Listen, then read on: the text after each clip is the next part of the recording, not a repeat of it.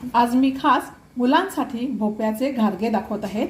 साहित्य: भोपळा, गव्हाचं पीठ, गुळाची पावडर, तांदूळाचं पीठ, वेलची पावडर।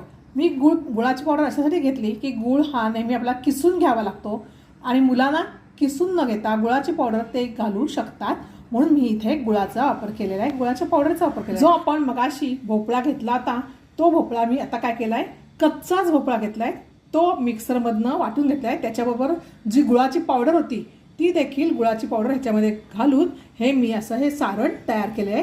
आता ह्या झालेल्या सारणामध्ये मी हे गव्हाचं पीठ, तांदूळाचं पीठ आणि थोडीशी आपल्या चवीनुसार वेलची पावडर घालणार आहे। बघा, हे आपण असं हे मळून घेतलेलं आहे।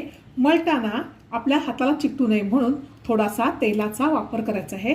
वापर करून झाल्यानंतर हे पूर्ण घट्ट जसं आपण पूर्वी मळतो तसं हे मळून घ्यायचं आहे।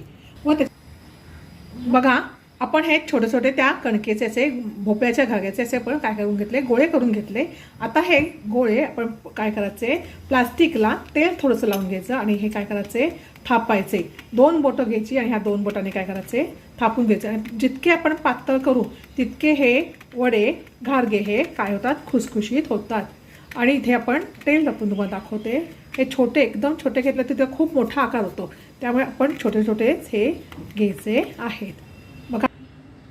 बघा, हे आपण हे असे तळून घ्यायचे आहेत।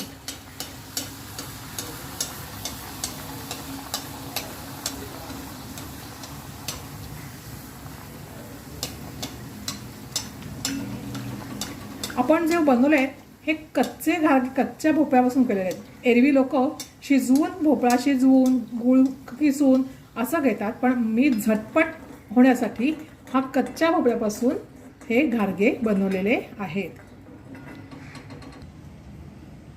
बघा, हे असे आपले घारगे तयार झाले। लहान मुलांसाठी पौष्टिक तुम्हाला हा नाश्ता तयार झाला।